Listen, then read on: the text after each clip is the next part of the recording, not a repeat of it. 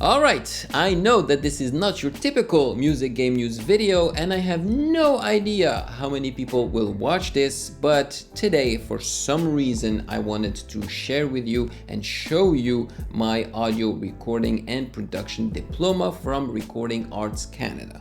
So some of you already know that I have experience in beat making and production and audio recording, but I never really talked about it that much. And I want to talk to you also about the classes that I took so that you have an idea of where I come from when I react to videos, okay? So let me show you my diploma first, and you will see my real name as well. I mean, some of you already know my real name, okay? So it's a diploma. So I graduated in 2010, if I'm not mistaken. So here's the diploma. I don't know if you can see. There you go. Whee!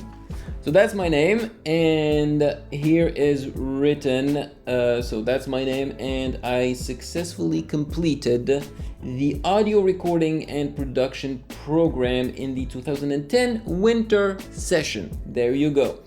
And has satisfied all other requirements prescribed by the Act and its regulations. In Montreal, this 21st day of June 2010. So yes, I did graduate in 2010, summertime 2010, and now it's coming back to me because when I went to get my diploma, it was really warm and humid, very, very humid. We got the director's signature right here. There you go. And yes, that is my real name. Abdelrahman Tabal. I don't know if you can pronounce it in Arabic. But yeah, that's my diploma. Now, let's talk about the classes and, learning about music, okay? And everything that pertains to audio and sound. So, I had a total of 12 classes. So, I will be leaving the link in the description below if you'd like to check out the classes by yourselves. Okay, so the first class is called Acoustics. So I spent 40 hours learning about acoustics alone. So what are acoustics? There is a definition here. I'm just gonna read it. What is sound? How is sound detected by the human ear? How do different environments affect the characteristics of sound? Why do certain sounds evoke different emotional responses in the listener? These questions and more are answered in acoustics, okay? So basically, when we react to music and performances, we feel a certain way. And I'm guessing this class explains it a little. I mean, it has been over 13 years, so I sincerely don't remember much, but I know that I learned a lot from this school. Throughout this course, you will be challenged to start developing your most valuable asset, your critical ear. Oh yes. Okay, I remember an interesting test from this class. It was listening to sound from the lowest frequency to the highest frequency. That was a cool test. Critical listening and analysis sessions paired with your understanding of the relationship between sound sources and the environment will prepare you for your first big project, designing your own home studio. Absolutely. So if you have a home studio or even a YouTube studio, this will help you do the soundproofing basically.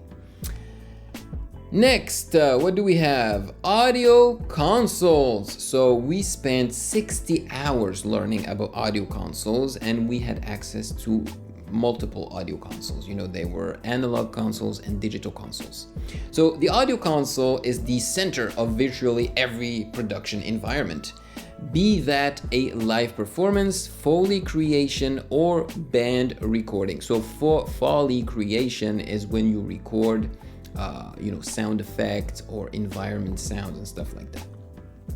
The audio console connects all the wiring, processors, recording devices, speakers, and other peripherals, and allows the engineer to bring several different tools into one streamlined workflow. Engineers must be able to work on the various types of analog, digital, and virtual consoles.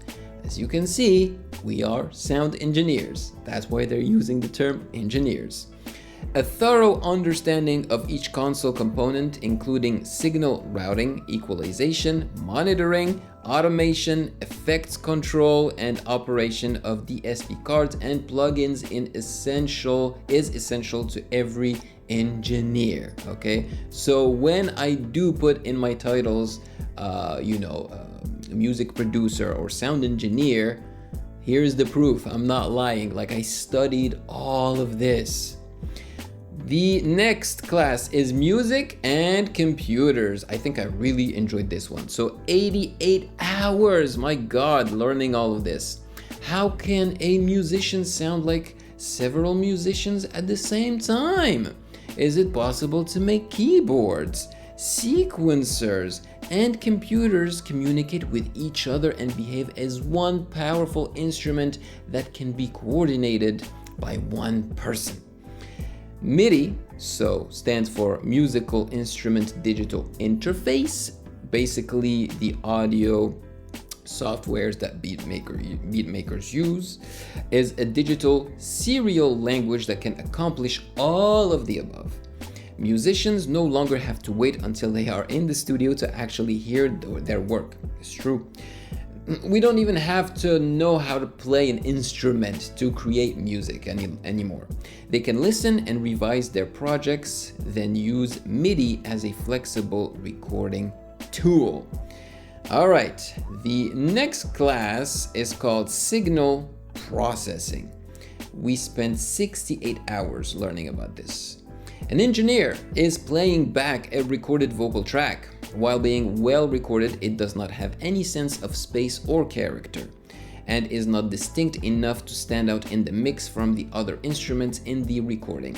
Equalization is applied to the vocal, making it sound more present and brighter. So equalization is something that I mention often when I react to videos. It's because it's very important to basically clean the sound, okay? And sometimes even boost it a little bit. And here they just said make it brighter. That's what I mean by boosting it. The loudest words are compressed so that the overall track can be raised in volume. Absolutely, that's how we do it. The softest words are audible without the loudest words jumping out of the mix. Absolutely. The engineer selects a delay and reverberation program. The voice now sounds as if it was recorded from a stage in some concert hall. It has depth and a sense of its own space. So basically, by choosing a certain reverb, you can make it sound like it was recorded in different type of places. So if you're like recording in a church, you have to add a lot of reverb because churches tends to be huge with very minimal soundproofing. Signal processing devices are an essential part of every studio. Processors and the digital audio workstation, DAW, provide the engineer with the tools to shape a sound as desired. An understanding of both hardware and software-based tools and the ability to incorporate them effectively in the audio chain is essential for engineers and producers. Okay, so that's already 4 classes. Next, recording techniques. We spent 92 hours learning about this. This course provides a complete study of the recording studio environment. Learning the essentials of analog and digital recording devices, you will be able to execute all the tasks required for engineering a complete recording session, including session management, recording, overdubbing, mixing, and mastering. Reinforced by extensive practical and theoretical studies of both analog and digital realms, you will gain a firm understanding of the advantages and disadvantages of the two mediums. You will also learn the appropriate studio protocol with respect to collaborators, employers, and clients. Okay, so basically they will teach you how to properly record in a studio environment and how to act in a studio environment vis-a-vis the people that you work with. Next, electronics and technology. 40 hours. We spent 40 hours learning about this. So the audio engineer is working on a project and realizes the equipment is no longer functioning adequately. Through an understanding of electronics and electricity, the engineer is able to troubleshoot, assess whether he or she is able to make minor repairs or needs to call for further assistance. Engineers who understand active and passive components, semiconductors, and various other devices have a better technical and creative understanding of the studio environment and are better able to operate the gear. So basically, this class teaches you how to better understand all the equipment that you use and understand if they are functional or not, and if you can actually fix them when they are not functional, or having to replace them or stuff like that, Next, aesthetics of music. We spent 52 hours learning about this. Why do some things excel musically and others fail? That's a good question.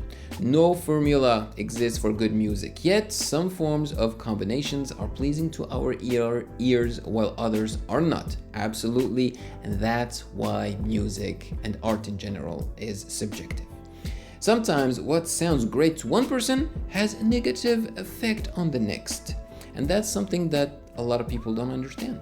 That's why I get a lot of hate when I give my opinion, and say that I'm not a big fan of what I'm listening to. I'm not actually enjoying it. But I always say that it's okay if you like it, Hearing is a musical instrument, no different than a piano or guitar. The auditory sense of a musician or engineer must continually be trained, and I'm gonna add developed, through critical and analytical listening sessions. Yes, my God, that's basically what I do on this YouTube channel. I keep reacting to music, dissecting music, and my ear becomes sharper and sharper. This includes developing an understanding of how music is woven together, orchestration, arranging, harmonic detail, and why it sounds good. The course will discuss the standards that are expected when a project is released in industries such as music/entertainment, broadcast, advertising, film, etc., etc. A good engineer has the ability to be unique and creative within these parameters. Next, sound design. Woof, this one is tough. We spent 88 hours on this class, and this was the hardest one because at the end of this, they give you a movie clip and they ask you to create all the sound for that movie clip. So they give you a movie clip without any sound and you have to create everything. That takes a lot of work and energy and creativity. A sound designer is placing the sound of a jet whooshing by on his computer workstation. He can make that sound occur earlier or later in time with a click of the mouse. That's true. But you need to know how to mix everything and equalize everything. Processing like reverberation and delays can then be applied by using the computer to shape the sound. With incredible speed and effectiveness, the sound designer can experiment and save the new sound without fear of ruining the original recordings, a process called non-destructive editing. Computers have changed how sound is designed forever. Absolutely. And when I was in school learning about all of this, I felt like we were at a crossroads between the people that were teaching us and us, the kids, that were learning, because the people that were teaching us, our teachers, were used to analog music and analog teaching and stuff, so stuff that didn't have anything to do with computers or the sound created by computers. But we, the kids, were more drawn towards digital consoles and computers and creating music with computers, So for the teachers, the truer and more organic sounds were sounds that were created by analog equipment. Computers have changed how sound is designed forever. A fundamental understanding of the computer operating system and hardware and the ability to effectively operate the industry software are an important part of the engineer's creative process. Yes. 4 more classes left. I hope that you guys are learning something from this and that it is interesting to you. And at the end, I will let you know if it is necessary to pay a lot of money to study all of this or not, and by the end of it, will you find a job, The next class is called Live Sound and Entertainment. So we spent 52 hours on this one. How do you choose the best microphone for recording a particular instrument? How do you calibrate a live room? Loudspeaker design, transducers, crossover networks, balanced and unbalanced lines, real-time spectrum analyzers, and various electroacoustic devices are all tools used in live sound reinforcement. There's a lot to learn. Understanding and mastering these tools is an important part of making the best decisions when it comes to selecting the most appropriate tools for an application and achieving the optimum results for a wide variety of musical instruments. Yes. Next, studio production techniques. We spent 84 hours learning about this. This course develops a comprehensive knowledge of studio production, preparing you to correctly and safely operate all of the components found in a recording studio or live sound environment. Studying both digital and analog consoles, there you go, you will learn the different status and configurations of the studio console and the fundamentals of automated mixing techniques. This course details the functions of and relationships between the mixing console, the multi-track recorder, and the digital audio workstation. You will also learn how different microphones, signal processors, and other technologies are employed in a variety of applications for the audio industry: music recording, broadcast production, live mixing, and other applications. Through this course, you are provided with an opportunity to work on a project from start to finish, utilizing all the technologies and procedures you have learned. And I believe this is the class where you actually have to find artists, like a band, to record. Like you record them in the studio, in the professional studio. You have to learn how to record all their instruments with the different microphones, record that through the console, mix it, and basically produce a real track.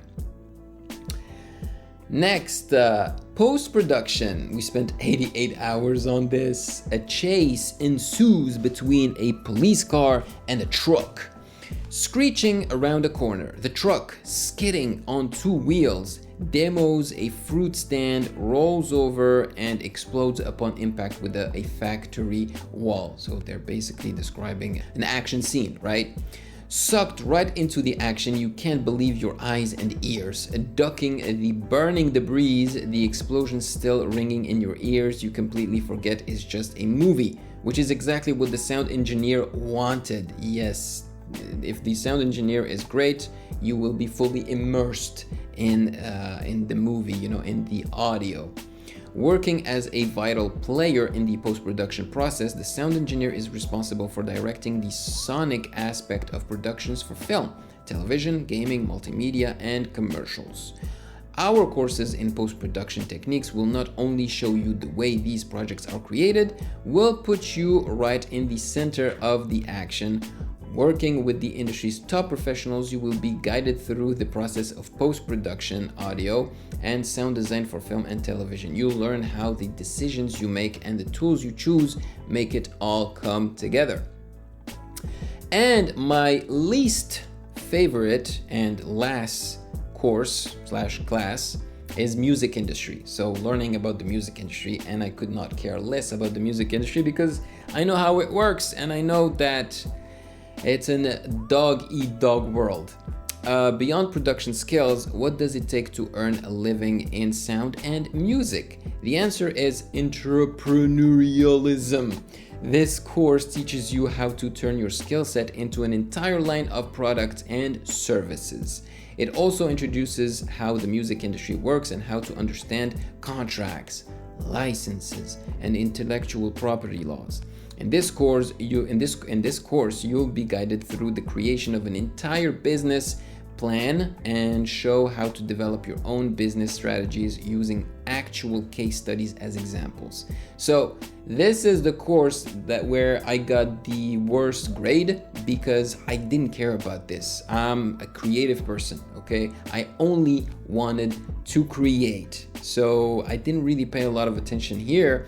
Even though today I'm my own boss because of my multiple YouTube channels.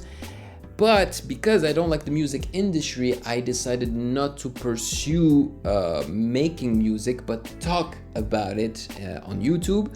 And also why I don't like to work with a lot of people. I like to do everything myself so that I don't have to deal with contracts and licensing and all that jazz. So yeah, also each class does not have, classes have different values, okay? Like some classes, their value is higher than others. Okay, so the thing is, when I decided to join this school, Recording Arts Canada, my goal was to become a beat maker. I wanted to learn how to make beats. Does this school teach you how to make music, with softwares, with audio softwares like Pro Tools or Logic Pro or Reason or something like that? Not really. They will teach you how to use the audio softwares, but they're not gonna teach you how to actually make a beat, okay? They will ask you to make one, or they will teach you the basics, but they're not really gonna teach you how to make beats. I learned to produce beats by myself for a decade, just dissecting music that I liked and trying to recreate it and inspire myself from it to create my own beats, okay? It took a lot of practice and hard work and alone time in front of my computer and in my studio. But I wouldn't pay this much because it's expensive to go to this school and schools like this one. But if I had to do it all over again, I don't regret my time in this school. I've learned a lot, but did I really use what I learned in this school? Yes and no, but I just don't think that it's worth paying that much for if you want to become a beat maker, If you want to become a singer, no, you're not going to go to this school to become a singer. If you want to go to this school, the people that should go to this school is the people that want to learn about the sound and people who want to work in concerts, behind the scenes, place microphones and speakers and all that jazz, Anything that has to do with live music, yes, this will teach you a lot about that. But I often get the question, should I go to school to learn about beat making? No, my answer is no. There is everything on the internet and on YouTube, okay? YouTube is part of the internet, so you can find everything that you need on the internet if you want to learn how to create beats, okay? So yeah, I wanted you guys to see where I was coming from, you know, because it's rare that people ask me and question my skills and my you know, my background in this, but you know, I just wanted to make a video as proof. So there you go. It's a total of 12 classes. You know, this took place over 3 semesters and it was intense. Okay, it was every day for I don't know how many hours a day. Okay. But I mean, I had a great time. I loved it because I was finally doing something that I actually cared about. So I gave it my all. And I believe in a class, I don't remember how many we were, but I believe I wasn't the first. I didn't have the best grades, but I believe I came in second or something like that. You know, second or third. I don't remember, but I know I wasn't first. But I loved it, and in my entire life in school, high school, I never came second, you know, like never, because I was a decent student, but I didn't really care about what they were teaching us in school, right? But as soon as I discovered one of my passions, because music isn't my only passion, I loved it, and I went, you know, 100% about it. So yeah, if you have any questions, do not hesitate to let me know in the comment section below, or better yet, you know, contact me on Instagram, and if I have the time, I will definitely answer you, okay? There you go. Thank you so much for watching. Have a great day, and I will catch you guys in the next video.